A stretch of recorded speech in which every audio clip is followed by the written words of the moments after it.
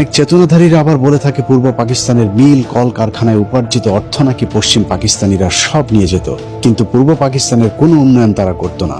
চলুন পশ্চিম পাকিস্তানিরা এদেশের মানুষের কল্যাণে কতটা আন্তরিক ছিল সেটা একটু দেখা যাক। প্রথমে শিক্ষা থেকে শুরু করা যাক। দেশের সর্বোচ্চ বিদ্যাপীঠ ঢাকা বিশ্ববিদ্যালয় ব্রিটিশ আমলে প্রতিষ্ঠা লাভ করলেও এর বেশিরভাগ সম্প্রসারণ হয়েছে পাকিস্তান আমলে। শিক্ষার মানের দিক থেকে ঢাকা বিশ্ববিদ্যালয় ছিল পৃথিবীর 100 বিশ্ববিদ্যালয়ের তালিকায়, যে কারণে পাকিস্তান আমলে ঢাকা বিশ্ববিদ্যালয়কে বলা হতো প্রাচ্যের অক্সফোর্ড। কথিত স্বাধীনতার পর পাকিস্তানের চিহ্ন মুছে ফেলার সাথে সাথে বিশ্ববিদ্যালয়ের নাম ডাকও মুছে ফেলা হয়েছে। এক সময়ের 100 বিশ্ববিদ্যালয়ের তালিকায় থাকা প্রতিষ্ঠানটি এখন 1000-এর তালিকাতেও নেই। ঢাকা বিশ্ববিদ্যালয় প্রতিষ্ঠায় যারা গুরুত্বপূর্ণ ভূমিকা রেখেছিলেন তাদের মধ্যে অন্যতম মোহাম্মদ আলী জিন্নাহ। তার ব্যাপক অবদানের কারণে ঢাকা বিশ্ববিদ্যালয়ের একটি হলের নাম রাখা হয়েছিল জিন্নাহ হল। অথচ ঢাকা বিশ্ববিদ্যালয় প্রতিষ্ঠার বিরোধিতা করা রবীন্দ্রনাথকে পুজো করে সেই জিন্নাহকে বানানো হয়েছে ভিলেন।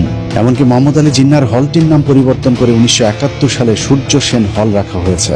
যদিও রবীন্দ্রনাথের মতো সূর্য সেনও আজীবন পূর্ব বাংলার মুসলমানদের বিরোধিতা করেছিলেন।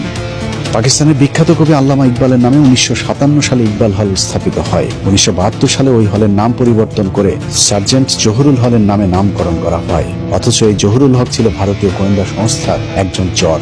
শেখ মুজিবের সাথে আগরতলা ষড়যন্ত্র মামলার আসামিও ছিল এই ভারতীয় এজেন্ট জহিরুল হক। এভাবে বিশ্ববিদ্যালয়ের সর্ববৃহৎ হল মহসিন হল সহ বেশিরভাগ অবকাঠামো প্রতিষ্ঠিত হয় পাকিস্তান আমলে। ঢাকা বিশ্ববিদ্যালয়ের পাকিস্তান আমলে কতটা জৌলুস ছিল তার প্রমাণ স্যার পিজা হাট ইন্টারন্যাশনাল হল প্রতিষ্ঠা।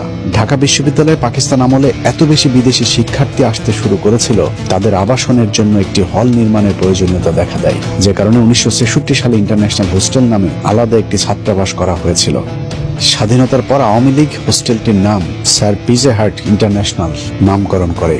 ঢাকা বিশ্ববিদ্যালয়ের আদলে 1953 সালে রাজশাহী বিশ্ববিদ্যালয়, 1966 সালে চট্টগ্রাম বিশ্ববিদ্যালয় এবং 1970 সালে জাহাঙ্গীরনগর বিশ্ববিদ্যালয় প্রতিষ্ঠা করে পাকিস্তান সরকার। পূর্ব পাকিস্তান কৃষি বিশ্ববিদ্যালয়ের নামে বর্তমান বাংলাদেশ কৃষি বিশ্ববিদ্যালয়টি 1961 সালে পাকিস্তান সরকার প্রতিষ্ঠা করেছিল।